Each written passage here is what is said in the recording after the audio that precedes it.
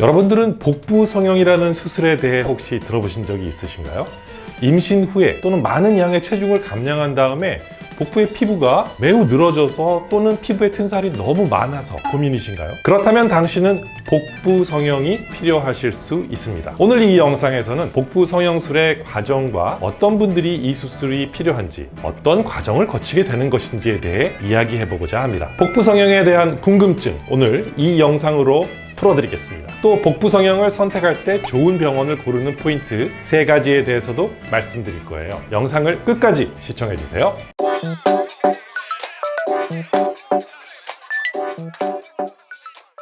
안녕하십니까, 지방대학 총장 닥터한입니다. 복부 성형은 과도하게 피부가 늘어졌을 때 어쩔 수 없이 피부를 절개하여서 복부를 평평하게 하는 그런 수술을 말합니다. 어떤 분은 정말 많이 처져 있을 것이고 어떤 분들은 아주 약간 처져 있을 것입니다. 지금은 지방흡입을 하면서 고주파, 초음파, 플라즈마 같은 이런 에너지를 이용하는 기기들로 피부 처짐을 교정을 합니다. 하지만 피부의 처짐이 너무 심한 경우에는 이런 기기가 전혀 도움이 되지 못합니다. 복부 성형은 피부를 절개하게 되지만 정말 놀라운 결과를 가져다 주게 됩니다. 저희가 하는 모든 체형 수술 중에 정말 가장 놀라운 결과는 바로 복부 성형입니다. 환자분들의 만족이 가장 높은 수술 또한 바로 이 복부 성형입니다. 먼저 복부 성형이라는 수술은 어떻게 하는 수술인지에 대해 간략하게 알아볼까요? 복부 성형은 주로 배꼽 아래 늘어진 피부를 절개하는 수술을 말합니다. 피부가 얼마나 많이 늘어졌냐에 따라서 얼마나 많은 지방이 있느냐에 따라서 수술의 방법이 달라집니다. 우리가 복부 성형, 영어로 업도미노플라스티 또는 터미턱이라고 이렇게 부르는데요. 이 수술은 그러니까 터미, 뱃살을 턱한다, 바지 속으로 집어넣는다 라는 말처럼 이 늘어진 피부를 제거해주는 그런 수술입니다. 우리나라에는 초고도 비만 환자가 그렇게 많지는 않습니다. 오히려 쌍둥이를 임신했거나 임신 기간 동안에 살이 너무 많이 쪄서 피부가 손상을 입어서 피부가 원래의 모습대로 이렇게 회복이 되지 못해서 이 피부를 절개할 수밖에 없는 이런 분들을 위한 그런 수술입니다. 이렇게 심한 분들도 계시고요, 말랐지만 피부가 늘어진 분, 약간 늘어진 분, 다양한 경우가 있을 것입니다. 복부에 피부를 절개하고 나면 골반에 긴 흉터가 생기게 됩니다. 보통 제왕 절개를 한 분들은 새롭게 흉터가 생기는 것에 대해서 그럼 별로 거부감이 없어요.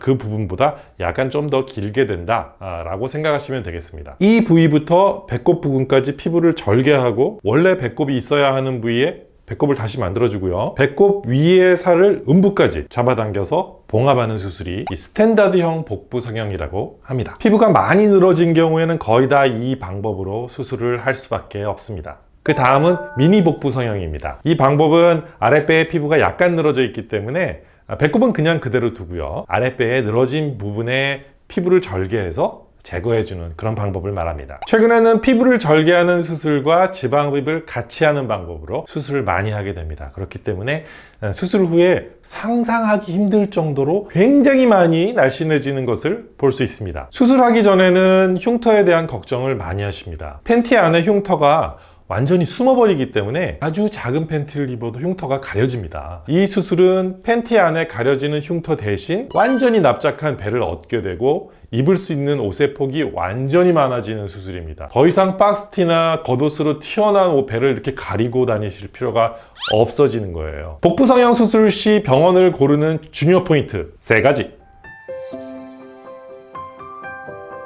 복부 성형에 있어서 가장 중요한 건 흉터입니다. 수술 전에 가장 걱정되는 부분이기도 하고요. 이 수술을 저가로 하는 병원에서 방법들을 보면 긴 부위를 봉합해야 되기 때문에 간단히 스테이플러로 이렇게 팍팍팍 이렇게 찍어버린다거나 굵은 실로 듬성듬성 이렇게 꼬매는 방법을 취하는 경우를 많이 봅니다. 이렇게 하면 한 10분 만에 봉합을 끝낼 수 있습니다. 하지만 정말 제대로 봉합을 하기 위해서는 봉합하는 데만 한두 시간이 걸립니다. 절개한 부위뿐만 아니라 이 모든 면 전체적으로 다 봉합을 하고요, 절개선이 있는 부위를 또 전부 다 층별로 봉합을 하게 돼요. 그렇기 때문에 정말 아주 많은 봉합을 해야 합니다. 물론 일반적인 봉합 방법이 아니라 특별한 방법을 이용해서 봉합을 해야 부작용을 줄일 수 있고 흉터를 줄일 수 있습니다.